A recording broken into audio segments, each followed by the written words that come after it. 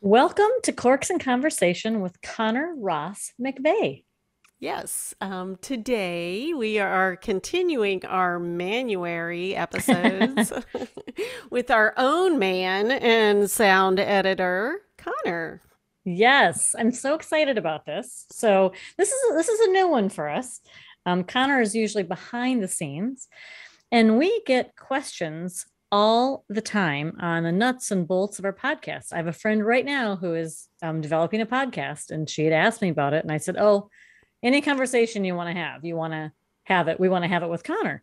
Right. So we thought today would be a really good time in Manuary to share our secret weapon, which is our sound editor, Connor. Yes, yes. He definitely makes us sound good. Mm-hmm. And he's good at many things. So he can usually help make all of our ideas become a reality. Yes. So let me tell you a little bit about him. Connor Ross McVay is a visual artist and editor that currently edits and provides graphic design for Game of Books podcast. He went to NYU Tisch School of the Arts, where he studied film and gained experience in every facet of video and audio production. Since graduating, he has produced independent films in New York, Louisiana, Indiana, and Florida. And his passion for learning has led him to the latest projects in the areas of graphic design, podcast production, digital art, and web development. He also plays the piano, cooks. He Anyway, might be related to Christie. We're just not might going to say be. anymore. So he currently lives in South Florida with his fiancee Liz and their cute cat Mittens. So Connor, it's so good to have you here with us today. It's nice to be here. Welcome to the podcast, Connor. Yes, yes, yes. And as all our podcasts, we have some wine. So We Kathy, you do. want to talk about the wine? We do. So Connor chose a very perfect wine for Florida, I think. He chose the Barefoot Peach Fruitscato as opposed to Moscato. Fruitscato. It's a blend of deliciously sweet Moscato with natural flavors of juicy, ripe peach. So let's have a little taste, and I will give you the tasting notes. It's a sweet, lively white wine with a light, crisp acidity, tropical aromas of pineapple and orange blossom, which I love, meets highlights of juicy peach, honey, and lemon zest for a perfectly refreshing finish. And then a little bit of peach thrown on top, right? Yeah. So it's a good choice, really good choice, especially down there, you guys. It's Yeah. very sweet. We're not normally sweet drinkers, but it is good on a hot day. Yeah. But I mean, it's Connor, you like a sweeter wine though, don't you? Yeah. Well, I mean, when I was in, high school and stuff, I would drink a lot of lemonade and fruit juices and so I think when I started tasting like wine and stuff, I was really turned off by like red wine and Yeah. Well, that's some of it. the Yeah. drier wines, yeah. But No. then this doesn't even taste like wine. It really just tastes like some sort of fruit drink. Hmm. That's where the danger lies. Yeah. Okay, so Exactly. I am super excited that you joined us today, Connor. This is really a real privilege to get to talk to you on this end of it instead of having you edit everything for us today. I would love for you just to give our listeners just a little information about editing a podcast. A lot of our listeners edit their own podcasts and don't have the luxury of having a professional sound editor like we do. But how do you actually do it? Because a long Or our time ago, listeners don't have a podcast at all, so well, they there's don't know that. There's anything. that. Everyone I has a forgot. podcast now. Everyone has a podcast. I know our listeners edit their own I'm podcast. thinking about our writer friends who have their own Okay. podcasts. But I think when we first started, we had a couple of tape recorders. You're right. Like you push play on this one and record on this one, and then whoops, I don't want to. So stop, and then fast forward, and then Like a bad mixtape. Okay, so give us the skinny on what it is that you do to edit our podcast. So basically, because this podcast is over Zoom, I will download the Zoom audio, and there's a setting that puts it so that each track is separate. And then I'll bring those into Audacity, which is like... Okay, so when you say each track is separate... Yeah. See, when I started this, I did not even know what that meant. Yeah, right. Yeah, so that means like each of you have your own isolated audio. So whatever you set into the microphone is the only thing that I will get. And it looks like waves on a line like that. Yeah. So that's what we did before we did Zoom. Remember, you guys had me... Oh, it was painful. Yes, we I'm just so did non-techie. Before Zoom, it was literally you were recording like just to your computer. So now it's nice because I can get all of the audio straight to my computer. You don't have to do anything on your we end. had to like download it, upload it, Yeah. all that stuff. Yeah, that was bad. It was very stressful. Yeah, but like technically, that's where you get the better audio because as it passes over the internet, you know, that's why you have moments when you're in a Zoom call that it freezes up or it right. So if it's going directly to your computer, if it's going directly to your computer or to like problem. an audio recorder, theoretically it's going to be like the cleanest audio take. So did it bug you when we switched to Zoom? A little, only a little bit. Yeah, a little bit.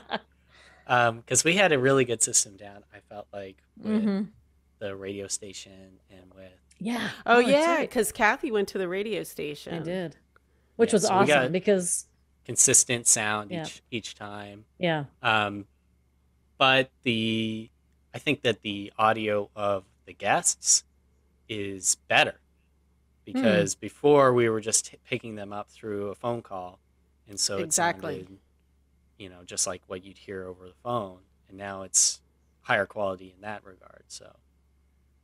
So here's my thought about this technology piece that you just mentioned. It is like, for me, like Diane Keaton in this movie Baby Boom, maybe, where she just wants to turn the water and have it come out of the faucet. That's how I feel about technology in this podcast. I just want you to make it happen. Wait a minute. Wait. What? Don't you remember? What happens when she turns on the faucet in the movie? There's a Diane Keaton movie, and Connor probably would know. It's like 1980s, 1990s, and she's this career woman. It's got to be 80s. And she basically inherits a baby from a dead relative or something very bizarre. And so she moves out to the country in Connecticut, and she buys this old house that she saw like listed, and nothing works. Okay. And at one point she reaches her breaking point and loses her shit completely because none of the water works. And the plumber comes.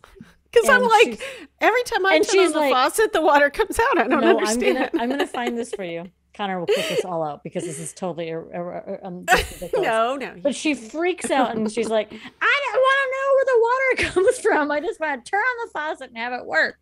And this is how I feel about technology. I just want it to work. Yeah. So we were very, very lucky that because truly, if Christy, you had asked me, because you and I had a blog and you had said, let's do a podcast, and I was like, okay, I don't even know what that is. And when we first started the technology of it, I was completely freaked out. And if it wasn't for Connor, no. I know, because I remember in the beginning, I don't remember exactly. I think, Connor, you showed me how, but then I was like, can you just do it? Yeah. I was like, I don't really want to do that. And a job was born. Yeah, exactly. So, so let's go back. So you take my Zoom thing from South Dakota. Track. Christie's from South Florida. Yep. What if we talk over each other, which we do a lot? Well, so because they're isolated, you know, I won't be able to hear those both on the same track. So what I can do is, and I do this, is that I will take out whoever says something that is less important. Wow.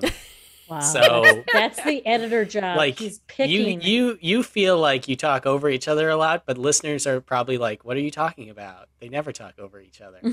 That's because that's what I'm doing. Because of you.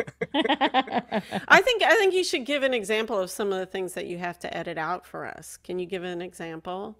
You know, like, My dog? Yeah, dog sounds. Um, He's I doing think it I right think now, Cathi. he He's is. not really thinking. He He's is doing thinking, us. I'm gonna have to edit this whole conversation. He's like, I say uh. I say that's I don't even think interesting she got it. Did she get it? 50,000 times. And I bet you edit yeah, those out. some of them. I Did you mean, get it? obviously, He I have to was keep some doing in, us. so it sounds I know. like it's interesting. She just keeps going like he's really trying to think. And I'm like, no, he's not. He's making fun of us. I get it. I never say But it's really cool. It's cool. It's awesome. Yeah. Well, awesome. it is. Oh, awesome. now he's still making fun of us. Yeah. Darn it. I say interesting, not awesome, Connor. I'm sure. I of it. say awesome. Yes, Yeah. you do. Yeah. Someone says awesome.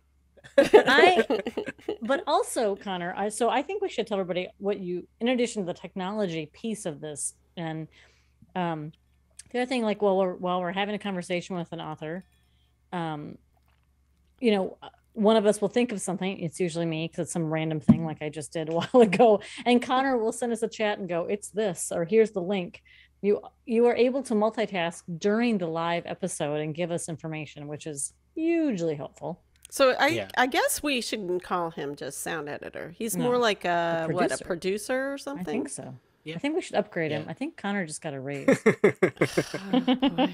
It's killing us. Well, the other thing though, we had a editorial meeting today, right? The three of us, Connor joined us, and we talked about what's going well with the podcast and what we can work on. And Connor had far better insight than either of us had, really, Christy, I thought.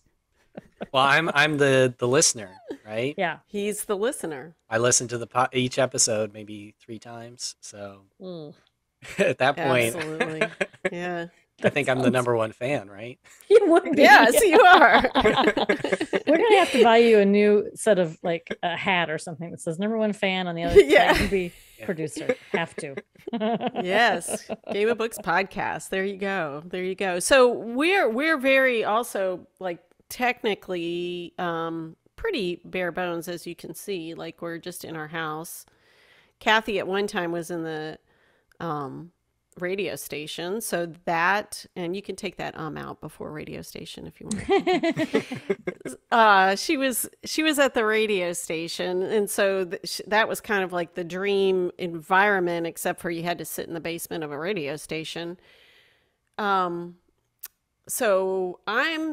what can you just kind of tell people what the minimum they kind of need, like for a podcast as far as equipment?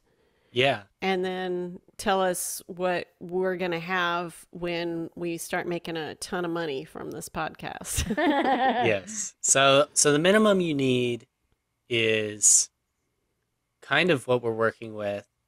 It could be even less. So you both have like USB connection microphones. And those... Yes, we do. We're talking on them. Those are definitely higher quality than the built-in computer ones. You could probably record your podcast with headphones that had a microphone connected to them. It wouldn't sound quite as good, but there are a lot of people who are saying right now that the bar isn't that high, that listeners of podcasts aren't as worried about perfect clean audio as they are about like the content of the podcast. And there's always a chance that could change. Both. Right. Yeah. So the high end is once you have, as we were doing kind of before, recording to like a recording device. So like something separate from your computer that is going to pick up higher quality audio. That was what we were using before, like I forget the name of that type of recorder. And a better microphone. You can always find better microphones.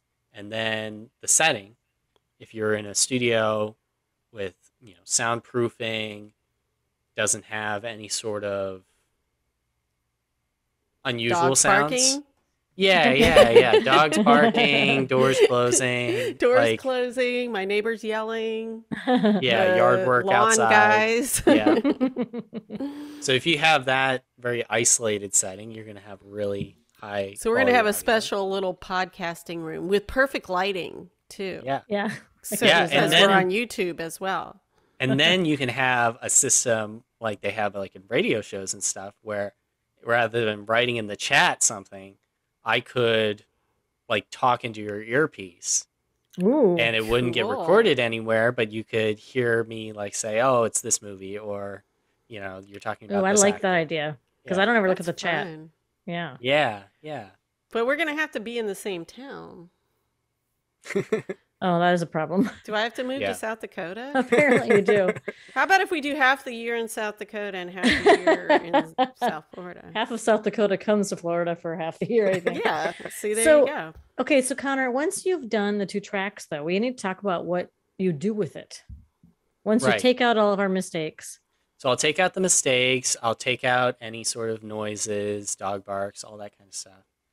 And then from there, I put on the intro music and the outro music. Oh, guess what? He also he wrote our intro music He the first did. time, and then this time, For, he's- yeah, the Yeah. first, Yeah. first, The first couple three seasons? 3 seasons, 3 seasons, yeah. So he's also a composer. He is. up until this season. This season, we got some. He picked it out though. Yeah, I good think we should go intro back. I think Connor should write us some new stuff for next year. I don't like know. that better. I really like the music we have. I do too, actually. And Yeah, I do you did a too. good job. You were like, tell me where you guys picture yourself having these conversations if you were together, like a coffee shop, a wine bar, at the beach.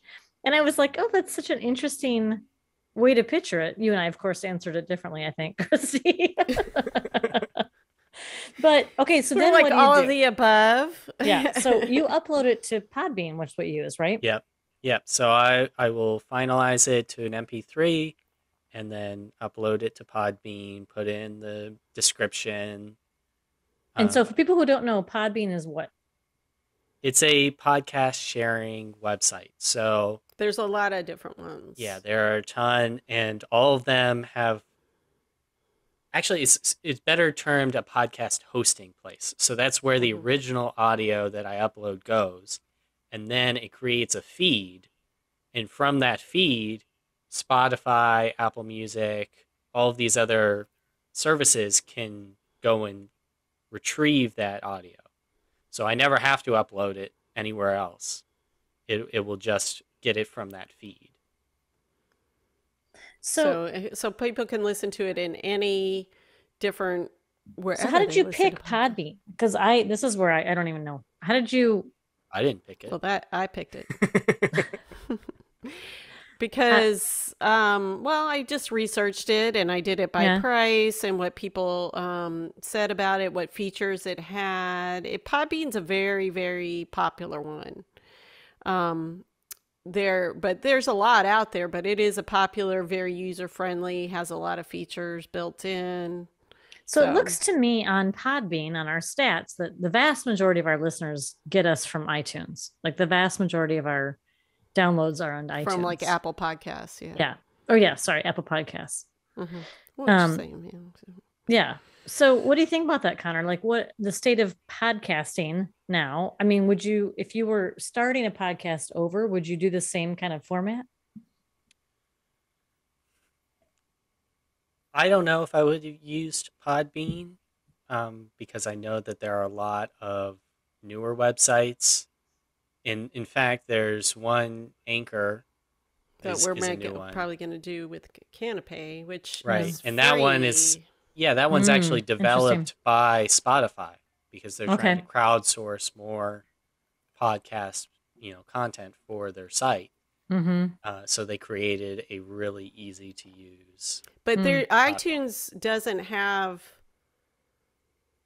Like you don't put it straight on iTunes. Like Podbean is like the Right. distributor. All of iTunes these- is All of these things are the hosts, and then the distributor could be Spotify or Apple Podcast or forget what the other. Right. So we are at Podbean, but that doesn't mean really much because we can put it wherever we want from Podbean. Exactly. So that's why we're on all those different places. And in fact, you can listen on our website too. Yeah. Yeah.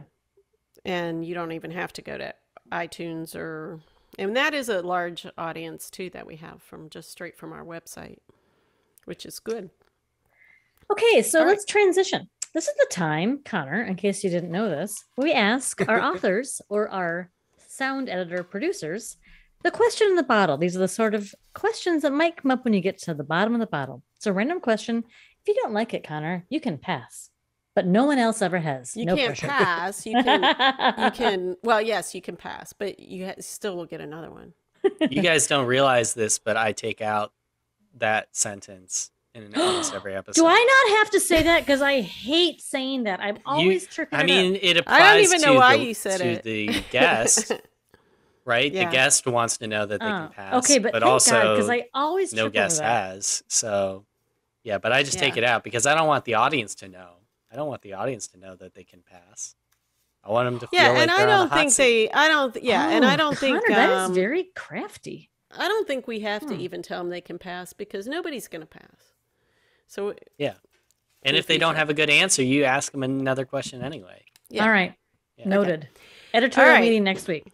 If you had a personal mascot, what would your mascot be?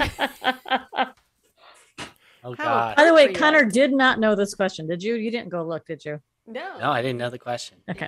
Yeah. I was going to say I just wrote it like right before. Well, so it's a tough question because I have so many. I have so many animals that I like. Is that a Was that a manatee? Yeah, I got a manatee. Oh, I love it. I think that's got a flamingo. It's very. It's out of Legos. Sleuth Fest. It's out of Legos? Well, like mini blocks. Oh, interesting. Did you build that? Yeah. Yeah, I got it. Aww. Is there a sloth back there too? No. So are you talking about this? Yeah, that was this would probably be my mascot, which is an otter. An otter? He's got a lot of otters. Yeah. You would pick an otter for your mascot. For my otter kid. My otter kid gives him lots of otters. Why? Oh, why would you pick an otter? I just really like the animal. I think they're really cute and they swim around and seem to be carefree, which is nice. That is nice. Christy, what would you pick? I'm curious now, as a mother of the otter. I would Connor's like, yeah, what would you pick? I would pick sea turtle maybe, or a whale. I don't know. I would think that it was something that lives in the ocean. Yeah, that makes sense. Yeah, a sea turtle or a whale. I feel like sea turtle would be more fitting for where you're at. We have whales around here too. Yeah. I like sea turtle I like is the nice whale because shark it's too. No, yeah. Sea turtles, I feel like, are more like graceful. Yeah. Right. I just think when I think of sea turtles, I've been around them and worked in places where we talked about it, but also I always think of Finding Nemo and that turtle where he's like, "Hey, Crush. dude." Crush. Yeah. He's like the EAC. Yeah. I remember that very. Yeah. I sea turtle remind me. I love how people in Florida and other places, but we were on vacation a handful of years ago in Don Pedro Island, Florida, and that was a really cool community because they had like like people who would wear the special shirts that were pink that would like the sea turtle people, and they'd go out in the morning and escort them out to the. I love that. You'd look for the nests and mark little the flags. nests. Yeah, and, yeah, it was kind of cool. Yep, that's what we do down here. What about you, Kathy? What's your mascot? I'm gonna go with my gut, and I'm kind of scared of a hummingbird. I would say hummingbird. Oh yeah, I'm not sure what that says about me, but I think a hummingbird. I love hummingbirds. Love hummingbirds. Yes. Yeah. That's a good one. Yeah. They're like my spirit animal more than a mascot, maybe. I don't know. Yeah. Okay. Okay. All right. All right. Anyway. So let's see. As we go on, let's see what we're asking now. So, in addition, we'll go a little traditional here. In addition to editing for us, you have also done a lot of writing in the form of screenwriting. You've done like a feature film and short films. So, after listening to you're our number one fan, listening to many episodes with these authors, can you talk about some of the similarities and differences between writing a novel and a screenplay? Yep. So I think that I identify a lot with the plotters in that when I am trying to construct like a script, I mean, it's so like as clear cut as chapters can be, scenes are even more clear cut, right? Because the beginning of every single scene in a screenplay has like specific screen direction, like whether it's interior, exterior, like all of that. So it's very easy to outline just based off of those headers. Whereas, in a book, maybe you're like, all right, there's the scene where they go to this restaurant, here's this, and it's a little less defined. But in a screenplay, you have to know that because rather than word count, you're oftentimes doing things by scene count and page count. And if you have a scene that takes place over 2 pages, you have to know that, well, 2 pages in terms of production time is going to be, probably 8 hours in order to get the shots done for that scene, depending on, how many people are in it and how much movement and stuff. And so it's all kind of like a math equation. And so not only are you trying to come up with the story, but you're also trying to make all of that fit where, you don't have too many pages for this one scene because then it's going to be harder on production or it's not going to make as much sense screen time wise. So identifying with plotters, and then I feel like I haven't heard from any of the authors that when they are coming up with their script idea or their book ideas, that they visualize like the whole thing. Like a lot of times I'll hear that when they come up with their book idea, they're coming up with a premise, they're coming up with a character that they want to explore. And a lot of times in my experience coming up with screenplay ideas is I will almost watch the whole thing in my head. So I will, from opening credits to closing credits, kind of see the characters interact with each other. And then I have to go and like try and capture what I saw down in words. Like, oh, this character was tall and this, character. So do you picture other actors maybe you've seen or people like, do you picture an actual human when you're thinking of a character? No. So, I mean, like I will picture a human, but not someone I've ever met. A lot of times, I will just visualize some character. Kind of like how we do with characters in books. But see, I like to think of someone I can picture. Oh, really? I picture somebody, but they're all made up. Oh, interesting. Yeah. Yeah, so it's like that. And then... Oh, I said interesting. But it is, Connor. It's truly interesting. Yeah. Yeah, and then it's set up kind of differently from a book because while in the book you have to focus a lot on creating the setting, creating, like showing the action and stuff, everything in a script is supposed to be very brief except for the dialogue. The dialogue is fully there. And so, like, I don't have to think as much about, like, what the room and you don't have to like describe as much, as far as scene. Yeah, and so because it's so isolated to just how the characters interact with each other, a lot of times my approach to a scene is more direct. Like, whereas a scene in a book might be, all right, let's see what these characters I've come up with do when they get in a room together. For writing for a script or for writing for screen, I'm thinking more, how do I get them to this point to where an audience is going to respond to this in a certain way? So I'll be like, okay, how do I get the tension between these two characters to kind of build up and then have them reveal some important piece of information, and then have, maybe there's an important look that one of the characters gives, and then that's how I get out of the scene and I get on to the next thing. Mm. Whereas in a book, maybe you're writing like the full interaction, because you know that someone who's reading it is going to pick up on all of those things. They're going to see that look, right? Because they're visualizing it and it happens, and they're going to jump to their own conclusions. And a lot of times in screenplay, you have to like just directly do it, because everything else, because the actual filming is going to fill in all the other stuff. Yeah, it'll fill in what it looks like, what the actors look like, how they sound. Like, they will bring their own, technique to the performance. You're going to have a lot of people on set who are bringing their own like creativity to that same thing. And because it's so collaborative, the thing I think of as a writer for a screenplay is, well, what is the most important thing that needs to happen in this scene? And that's the emotional through line, because that's the thing I control before anyone touches it.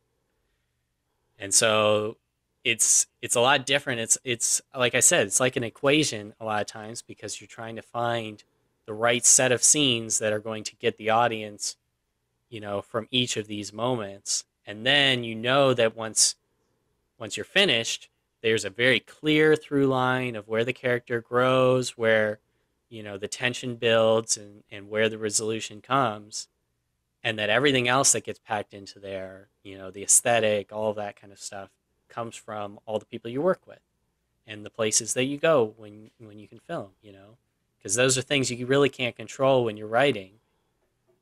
So it's kind of a scary, overwhelming process, probably compared to a book or a short story, because you can really write whatever you want. Whereas if I write a movie that takes place on the moon, it's going to be a lot harder to realize that. And so I'm going to have to actually get over the thing in my head that tells me, well, how are you going to shoot this? How are you going to, film this on the moon? You should just stop writing. Well, that's because you're not just a screenwriter. You like to, I mean, I guess directing is probably your main thing. So you're looking at every part of it. Right. And so a screenwriter, won't necessarily worry about that. But then in the editing, somebody will come in and say, no, you can't do that. A producer will be like, all right, you only have this much money. I know you want it on the moon, but okay, so I'll change it. How about you shoot it at this like park where we can get it for free? And suddenly the story about astronauts becomes about park rangers, and the only thing that you have to have is that emotional through line, because a good story will be able to make those changes, right? You'll be able to adapt. So that's the focus. I'm dying to hear about the next thing I want. I know you guys are ready to talk about, because you guys have collaborated on something, and I'm super excited to talk about this, but I'm dying to ask you what your favorite movie is, why, and what your thoughts are about novels that get made into screenplays. And there's kind of a common conversation with novelists that have this unhappiness with that process. Yeah. Well, I'll say, so my favorite movie is Forrest Gump. Love. And that is based on a book. I don't know I've never read the book. I think it's not like a novel. Have you read it, Christy? Me either. But I like that movie because I feel like it has just a very like wide variety of genre, and it's crossing over so many decades. So there's so much life in what the film is, and then to have like such a very clear protagonist who's going through all of this and all of these like really emotional things that he goes through from, losing his best friend to, losing the love of his life to losing his mother, like, and just seeing how he kind of approaches each of these conflicts and each of these obstacles without like really having, like, I like that it doesn't have that really set goal for the, objective for him, other Mm-hmm. than to just kind of understand other people, I guess, and to love other people. And I think that that's a really unique kind of story. And I think the reason it works is because they just have so much like good around it. So yeah, so I would say that's my favorite movie. And then I think when you're looking at movies that are made based on books, the problem is you can't, you have to find that emotional through line because, like I said, the process of making the movie is going to really break down whatever you intend going in. So you can want to shoot every scene and every bit of dialogue from a book, but the reality is once you start filming it, it's just they're going to be like, well, we can't have a scene that is, 7 minutes long, and then the dialogue scene after that is only 30 seconds, and it's just not going to work for timing. And, you know, if we're going to be shooting for 2 days at night at this location, well, we can't get the children to work at that time. So, we're going to have to like shoot only one night, or maybe we're going to have to add them. So there's just all these things that go into making the film that start breaking down the story that was in the book.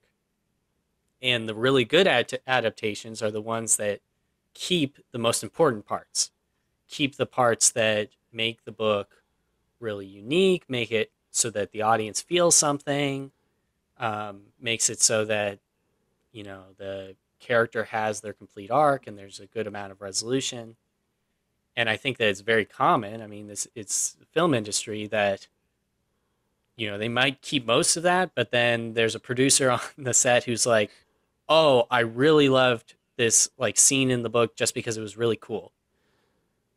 Oh, it was really cool to have them, surfing in this scene. So Yeah. we're going to put the surfing scene in, but that means we're going to cut, the emotional, heartfelt father-daughter scene earlier on, and then you end up with, a trailer for the movie when it comes out that has that surfing scene and everyone gets hyped and then they go and watch it and they're like, but I think, it's missing something, Mm-hmm.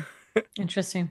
Oh, So, And then as authors, when they see it, they're like, "Wait a minute, you didn't get what I was my through mm-hmm. line at all. You're But Connor, you're right. pointing out what different beasts they are, right? Like Yeah. they just are such a different beast. And so I can see where things are going to get, there's just going to be disappointments at some point when you try to take this thing that's this content in a novel into this, which is just a totally different medium. Okay, I think you two should talk about your collaboration. Do you want to start? okay. Well, Connor in film school came up with a movie idea. So he saw this movie in his head, as he said. Well, And I can tell the story of that. Connor, would you okay. start, please? All right. So when I was in film school, I was talking to a friend of mine, and she was about to go into like a writing class, and so she told me like the whole plot of the script that she wrote, and I thought it'd be funny to like pretend that I was also in that class and that I had prepared my own script. And so I was like, "Oh yeah, no, I'm in that class. Like I know." And she I was like, never heard this story. I don't think so. I think you're, And I was like, "No, I'm in the back of the class. Yeah, I've got a whole script prepared." And she was like, "Really?" And so I just started going into like improvising essentially a whole script based around this serial killer in this small Florida town, and this basically this girl who kind of moves there and has like this kind of mysterious past, and who's trying to kind of adapt to the new environment. And so I think I even had her coming from like Chicago or something, because the No, girl I picked Chicago. okay. Well, the girl I But was talking to you was said from somewhere up Chicago. north. Yeah, so I think I was imagining someone like her coming down to Florida or whatever. And just kind of went through this whole like storyline. You Oh, might have, then I don't know. meets I can't remember now. But yeah, then I meets do this remember friend. looked into Chicago. And I was like thinking in my head, I was like, I need there to be like some sort of twist. And so like I'm ramping up, and like I have the climax, and then, oh, and it's this person's the killer. And she was like, oh my gosh. And like I finished telling the whole story or whatever. And she was like, that was really good. And I was like, yeah, I was just joking. I'm not actually in the class. But that is really good, right? And so then I went and wrote down the whole thing as I could remember it. And then I remember I got really excited. So I would like tell some of my friends. And then I was just starting to like, you know, visualize other aspects of some of the scenes. And I'd find like little clues that I wanted to put in, or extra characters or whatever. And then I was like, this would be really cool to one day do, but this is too big. It didn't feel like a first feature type movie, like something that I could feasibly make. So I was like, oh, I wish there was like a book. I wish there was already like a best-selling book with this exact story, so that it was much easier to like just go and get it made, get the funding to make this as a movie.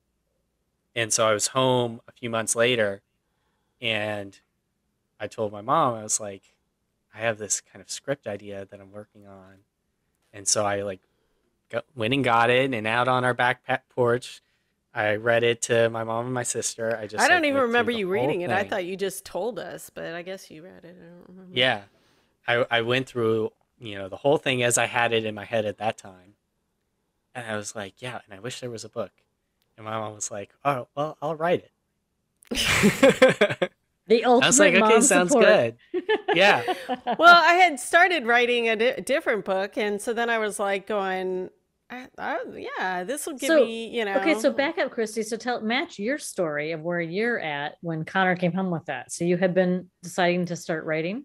Yeah, I had started writing, and just kind of just for the fun of it and seeing how I could do, and he had some ideas. And then um he had that idea, and I said, well, okay, I'll write it. And I was getting all excited too, because I was like, oh, this is great, because I started picturing things as well. And so I don't know if he really believed me, but he went back to school or whatever, and so I started writing it. And so I mean, it just happened. And I, whenever I would get to like, obviously a book is way more involved than an outline for a movie. So things probably were not exactly how he pictured them, but they were how I pictured them.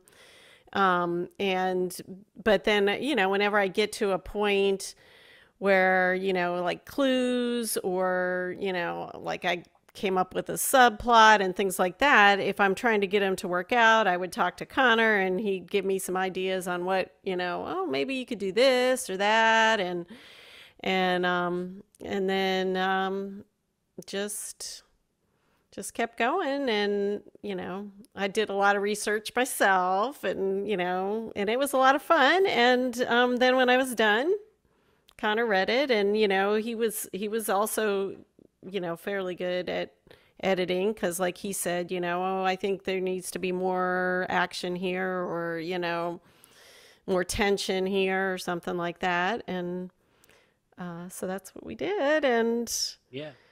and I had been writing. then he has to go around, because he wants to, of course, if this ever gets made, make the movie.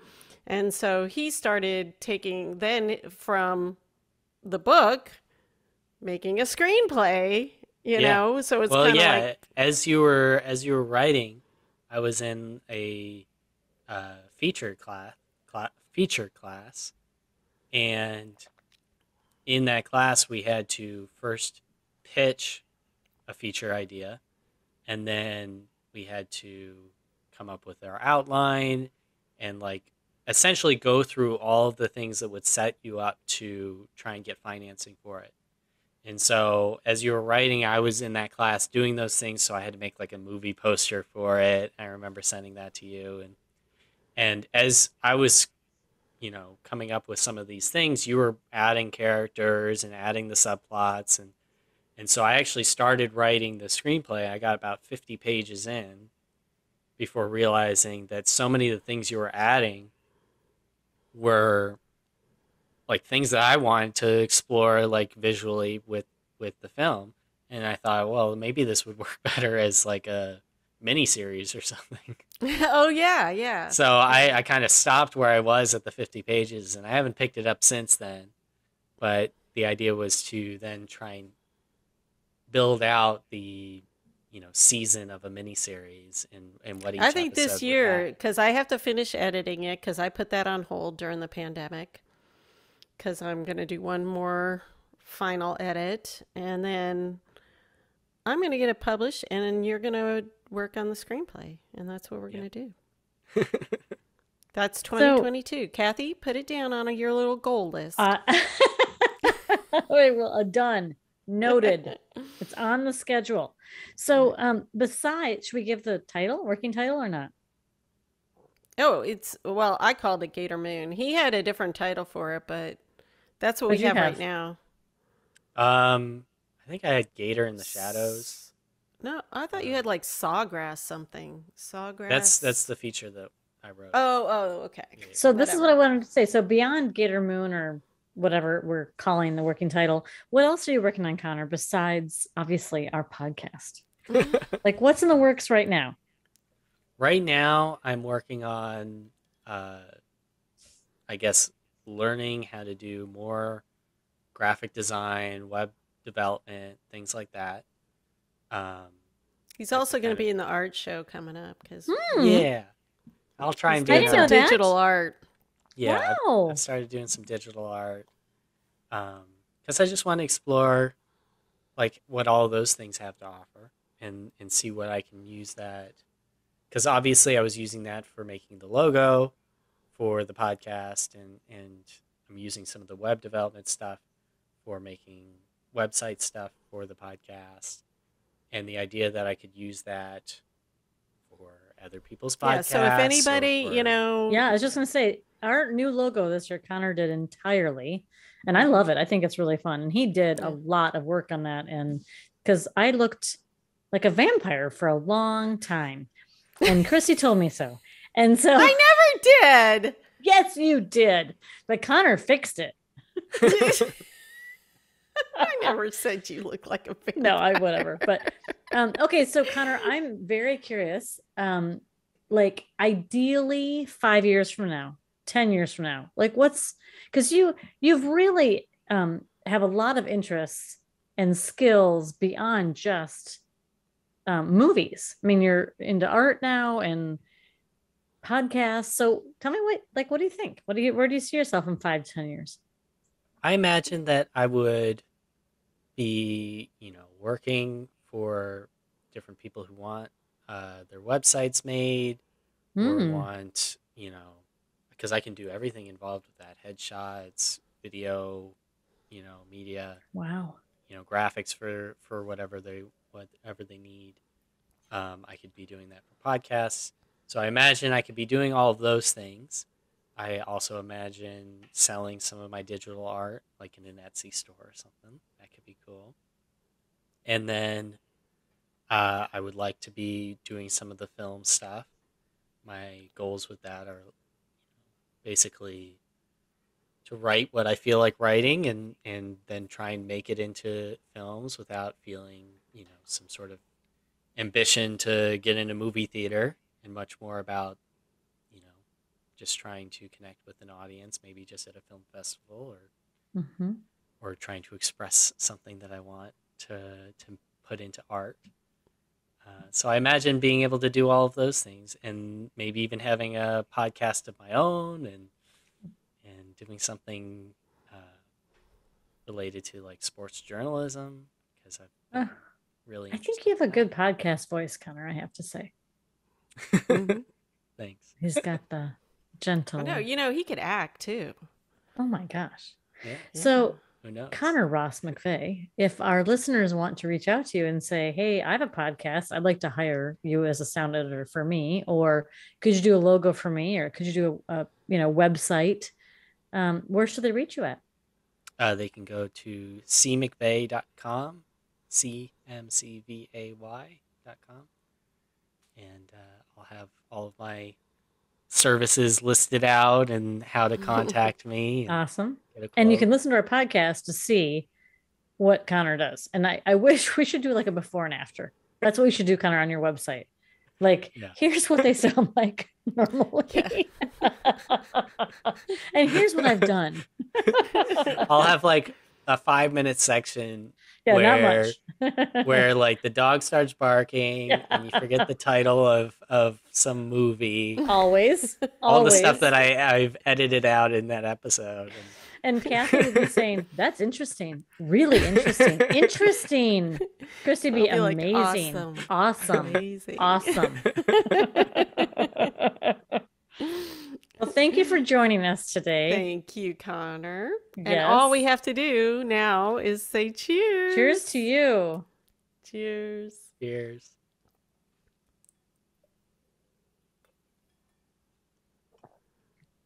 That was my favorite episode ever.